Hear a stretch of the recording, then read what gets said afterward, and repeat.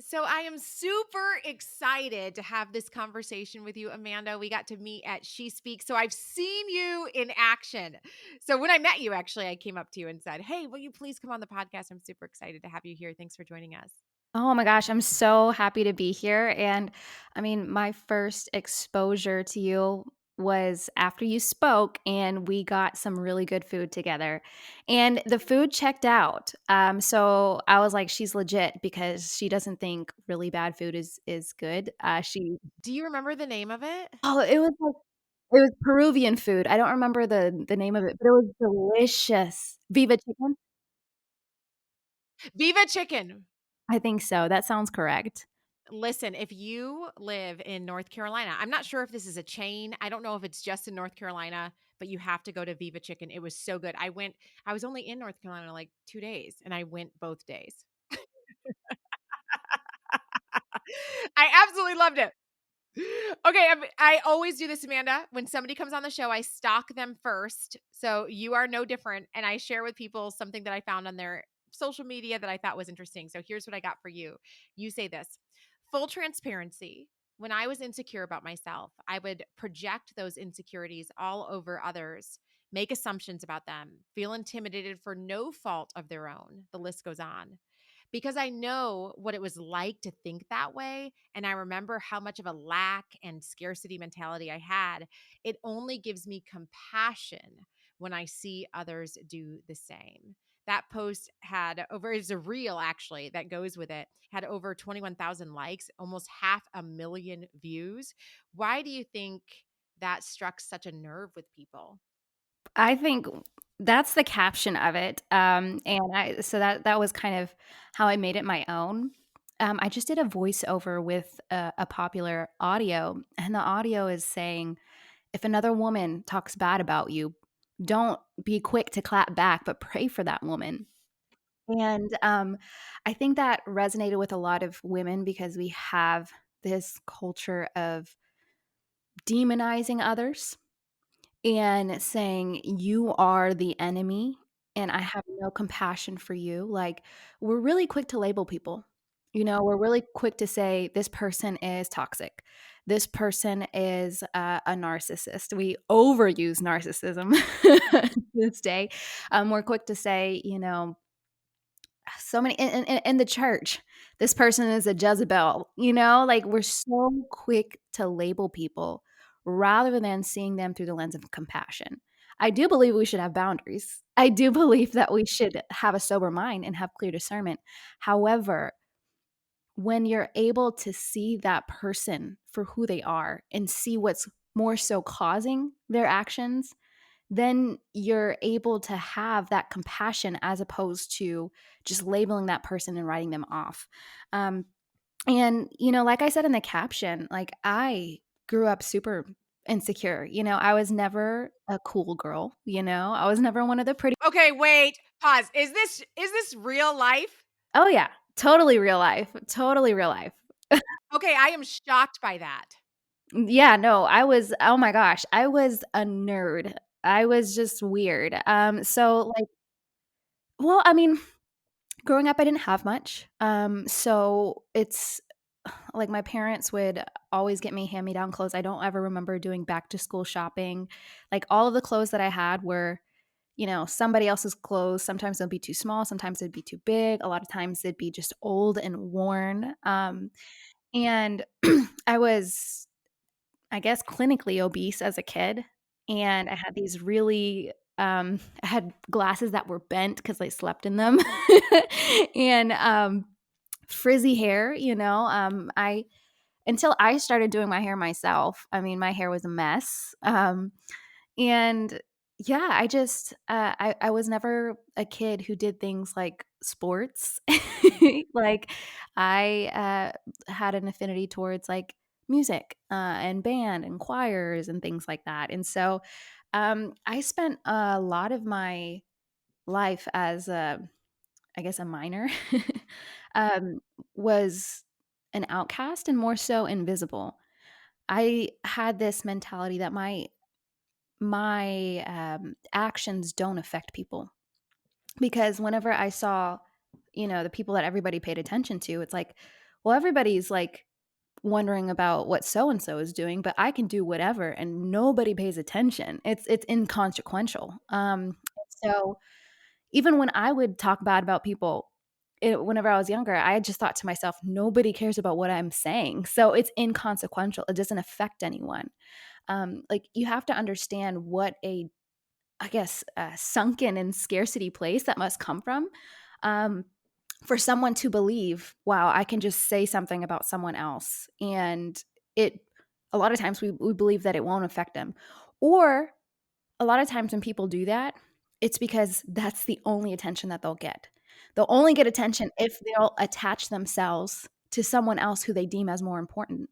And so even if it's in a negative way, it's attention nonetheless, right? And so I just remember the kind of mentality I had then, and I'm like, "My goodness."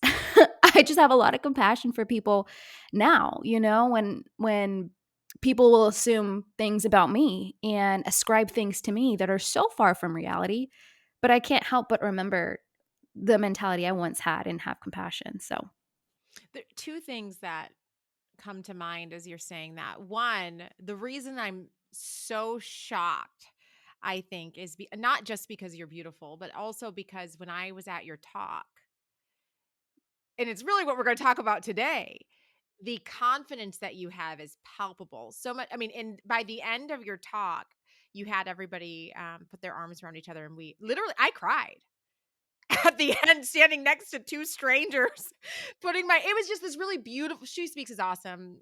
We love Lisa Turkers here, but just putting my arms around these 2 strangers, this big group of women who feel called by God to do something, don't even know what it is yet, and the language that you gave to it. It was just I am shocked to hear that you are somebody who didn't know your voice early on because you seem so clear in your voice right now. So that's why I was shocked. But there's something else you just said, which is we think our actions are inconsequential. And I think this really relates to people online because this is why I've gotten off Twitter. It's just so much punching, trying to build your platform by talking horribly about somebody else, not thinking about the consequences of that person goes to bed feeling. That's for a lot of our people on the show are content creators. And so, can you talk to that for a second?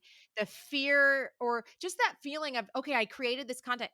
We're human beings, right? I'm nervous to put this out there. And then there's negative comments, and not all, right? It's like one, but that's the one I latch onto. And then I feel like, well, then maybe I wasn't supposed to do this, or I hate that person and I'm going to clap back at you in my comment section. Talk to us about how can we handle then other people's negativity toward us trying to walk in our calling. yeah. My goodness. Okay, so this topic is very near and dear to my heart because in 2019, I discovered that there was a gossip blog that talked about me and a lot of people in my like circle, and it was really attached to someone else. But I mean, everybody got you're just collateral damage at that point. Everybody gets slammed. And whenever I found out about this, I was devastated. I was like, "How is this legal?" "How is it legal for people to just bully you online, stalk your every move, make comments about this and that?" And for me, for a while, I felt too much compassion for those people. So I do believe in having some compassion, but I had so much compassion for these people that I thought, "Man, if only they knew me, they wouldn't think this about me. They're making these assumptions because they're projecting based on an image that they think that I am, but they don't even realize this is the person I used to be. I used to think like this, like if only they knew." Right? And so because of this, it made me start to change myself and mold myself into such a way that I thought would be more palpable to them. And it made it worse because I started to become less authentic, and in doing so, I saw they still ripped me to shreds either way. Like, they did not like me, they just hated me to hate me, right? They hated me and everyone associated with whatever circle I was in during that time. And I realized at that point, this has nothing to do with me. This has everything to do with something that is inside of them, and it is insatiable, it's unquenchable, There's something deeply spiritual about it as well. And so rather than contorting myself to try and appease them, I have to understand I cannot appease these people. And I cannot have so much compassion for them that my discernment is clouded. A friend of mine during the time, I was just spiraling. 2020 was a hard year for me for a lot of reasons.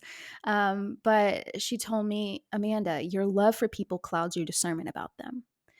And so I could not adequately discern because I'm like, "Oh my goodness, this is a real person behind the screen," and, I could if only and it was just so far from reality. Trolls are gonna be trolls, like, at the end of the day, it's insatiable, and so, I had become addicted to checking it, because I thought that I was, protecting myself, preserving myself, um like, "Oh, if I only knew what they're saying, then it will help me to protect myself from what, you know, can come." I could and it was so far from reality, it only made it worse.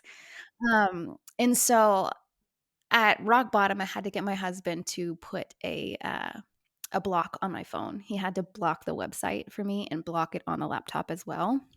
And after, like, I wanna say about a year of being off of it, I was able to see so clearly. All I saw was, feelings of inadequacy, belief that your voice is inconsequential, or belief that you'll only found value in your voice if you attach yourself to someone who think is more valuable. Um, a lot of it is jealousy. A lot of it is, they are having you have to think about it. If someone dedicates so much of their life to tearing others down, how bad must their internal self-talk be? How savage must their internal critic be? Um, and so I had to be so far removed from that to even get to that place of soberness. And so, what I would say is, to all the content creators out there, because there was a point where it was just like one or two negative comments, but when I was reading that, it was like it felt like the entire world hated me. Because it's not just one or two; there's like hundreds of people on the site, right? I'm like, oh my gosh, everybody hates me. But what I would say to content creators is, do not read it. First and foremost, you will not see soberly. You will not be level headed if you are constantly consuming content that is saying something negative about you. Even if you think that it can't affect you, it won't affect you, as I did. And I've spoken with many others who have found themselves on Reddit, who have found themselves on different sites like this. You think it won't affect you. But if you read something about yourself long enough, you'll start to question yourself. You'll start to question if what they're saying is true, if this is an accurate assessment. And it's going to affect your self image, it's going to affect your self worth, all of that. And then, secondly, I would say have enough compassion for them to ignore them. Because a lot of times we think, okay, well, if I love them, maybe I'll respond to them. Maybe I can help them to see clearly. Maybe I can change their mind, right? Or if I if I clap back and if I get angry, then, they'll leave me alone. Either way, it don't work. And it's only fueling their misery. So the best, most loving thing you could possibly do is ignore them. I used to respond to comments that would pop up on my Instagram, and YouTube's way worse. Like, I don't get a ton of like negative comments on Instagram, but YouTube people are a little bit more like trolly. Um, and usually they're just like commenting on what I'm wearing or how they think my makeup is supposed to be or whatever. But I used to I used to respond so often. And then I realized this is a waste of my energy. This is a waste of my time. And this does not change people. You are not going to change someone from one comment. You're not going to change someone from one DM conversation. It's not going to happen. See them as they are, believe that is who they are, and love them enough to ignore them. And then when you do that, you're going to grow in the level of confidence to say, hey, people are going to love me, people are going to hate me, but I'm just going to show up authentically. And that's a process I had to go on.